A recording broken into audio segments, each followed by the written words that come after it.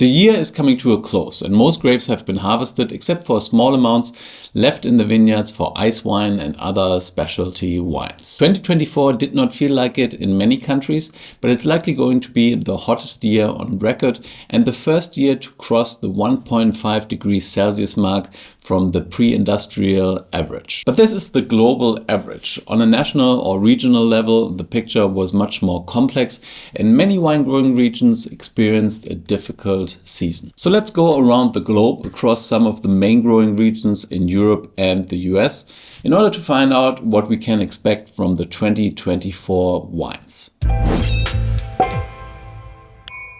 So let's start here in Germany. And Germany has experienced a really difficult season.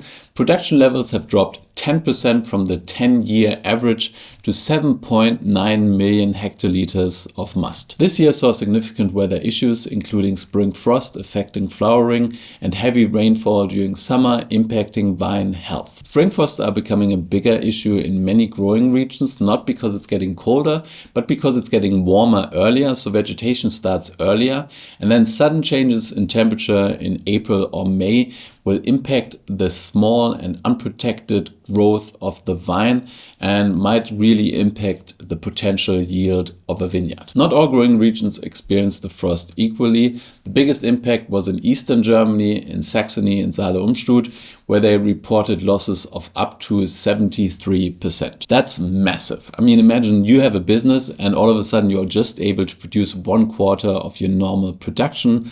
Most businesses would go out of business at that point. Fortunately, most wineries are aware of those risks and they therefore make sure that they can still continue operating when something like that happens. On top of that, there's also insurance that will cover some of your losses. The R region, known for its Pinots, experienced yield losses of around 64%. This was mainly due to frost and disease pressure in the vineyard. The grower president called the vintage disastrous, and this was particularly tough for a region that was hit hard by those massive floods in 2021. In addition to frost and fungal disease, the Mosel was also hit by hailstorms in May, reducing the crop by 30% compared to the previous year.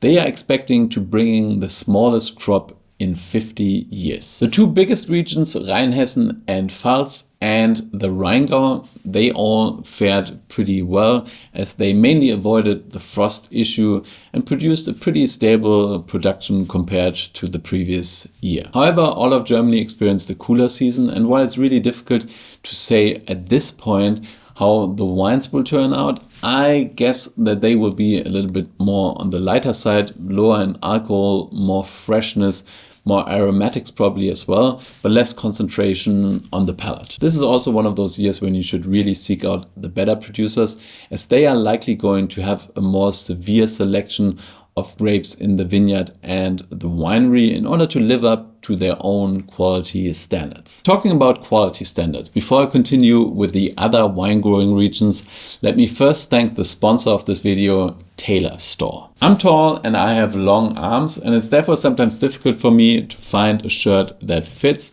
We are all individuals, but shirts come in standardized sizes. However, Tailor Store's website allows you to customize your shirts to your requirements by just answering a few simple questions. The shirts are then made to order for you and they're quickly shipped to your home pretty much anywhere in the world. If you're not happy with the fit, Tailor Store will remake it until it's exactly how you want it. The shirts from my order fit me perfectly. They're actually the best fitting shirts I've ever had.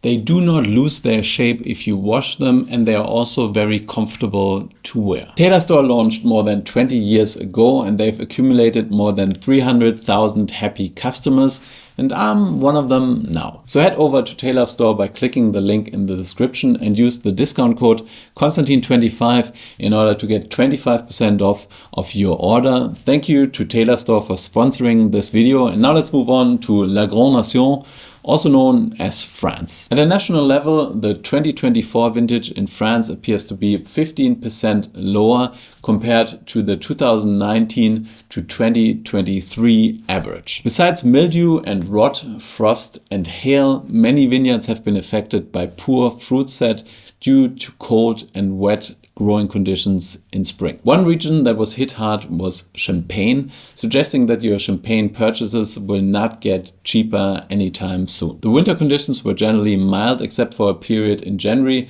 when temperatures dropped to up to minus 12 degrees Celsius. The spring was cooler than usual and there were frosts at the end of April.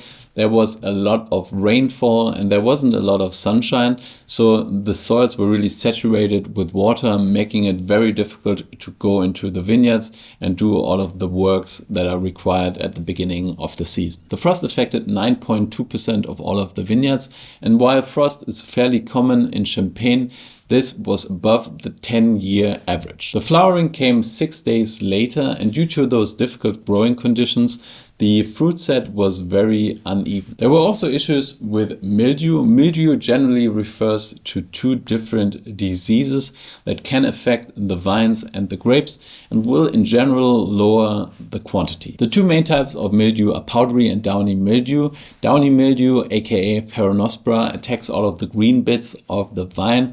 It can also attack the developing berries. It usually forms brown spots on the leaves, reducing the plant's capacity to do photosynthesis, and it usually occurs early in the season. Powdery mildew, aka oidium, attacks the green parts of the vine and also the fruit. The grapes can usually not be used in winemaking as they use all of their flavor. It forms a white film on the leaves that looks a little bit like powder, hence the name, and it usually occurs late in the season. In 2024, Champagne mainly saw downy mildew issues, but there were lots of other issues as well. There were heavy rainfalls, there was hail, and there were even floodings in the region. After the wet and cold spring, there were heat waves in July and August, and therefore overall the harvest was down 14% compared to the 5-year average. In Bordeaux, the production was down 19% compared to the 5-year average. They also had a cold and wet spring, some incidents of hail. The summer wasn't amazing and the harvest was therefore fairly late. Jane Anson states in her report that while it was a late harvest, it was probably earlier than most people wanted it to be. The rains that started at the end of September just caused wine growers to get their grapes in as soon as they could before they started to rot in the vineyard. Bordeaux from a cold and wet vintage tend to be a little greener, a little bit more astringent, and can be quite a difficult sale. The top producers will have selected carefully and will have reduced the yields, so they are probably still going to produce good wines, but I'm not too sure whether the average generic Bordeaux will be at a really good quality level this year. Bordeaux is going through some really tough times right now at the bottom end, but also at the top end. So Bordeaux is not selling as well as it used to. And the region really has to reconfigure itself in order to attract new consumers. And this vintage probably is not going to help them a lot. In the south of France, production has fallen by 17% compared to the 5-year average. They really had a lot of problems with drought over the last years. So vineyards really suffered and were quite exhausted.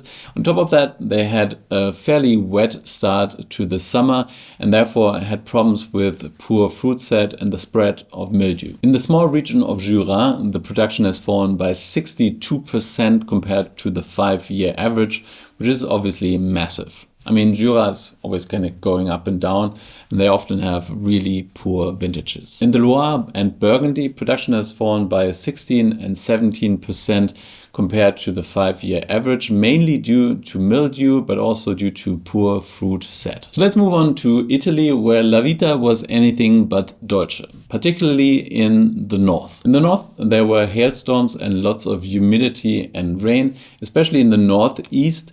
I actually visited Barolo a few weeks ago and I was pretty shocked by the condition of some of those grapes. Due to cold temperatures in April, the fruit set was pretty poor and there was quite a lot of rain in the first 7 months, causing the spread of diseases like powdery and downy mildew. In central Italy, in Tuscany, the season started a little earlier. Then there were rains in May and June, and then the weather shifted again to really hot growing conditions.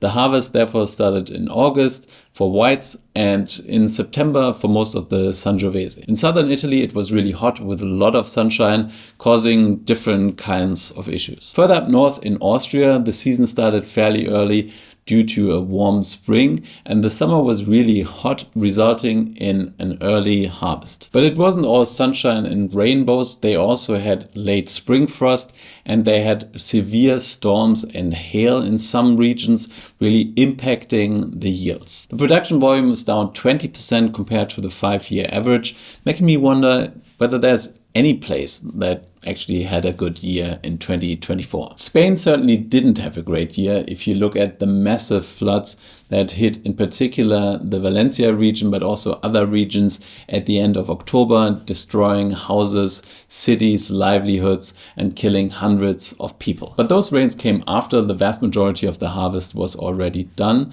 In Rioja, they had a fairly moderate growing season with cooler temperatures and a little bit more humidity. The harvest came a little bit earlier than some wine growers expected because of the threat of rainfall. In the Douro Valley in Portugal, the temperatures and the rainfall were aligned with the 30-year average.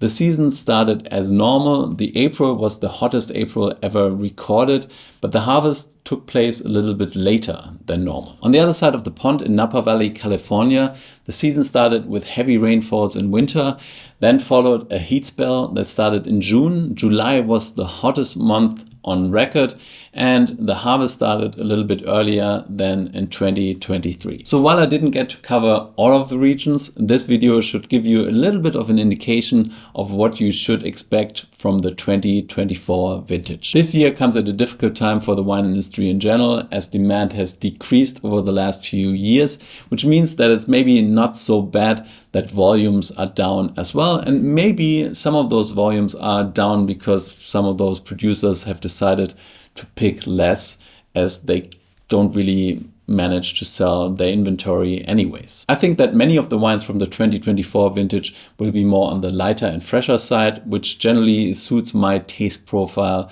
anyways. I also think that you have to be more selective when you're buying 2024s in order to make sure that you're getting the good stuff, the stuff from the producers that even in a difficult vintage managed to get the best grapes out of their vineyards. That said, the real assessment of the 2024 vintage will take place next year when those wines have finished fermentation and most of those wines have been bottled. So thank you for watching. I hope you enjoyed this video. If you did, then please like it down here, subscribe to my channel if you haven't done so already. My question of the day is, what do you expect from the 2024 vintage?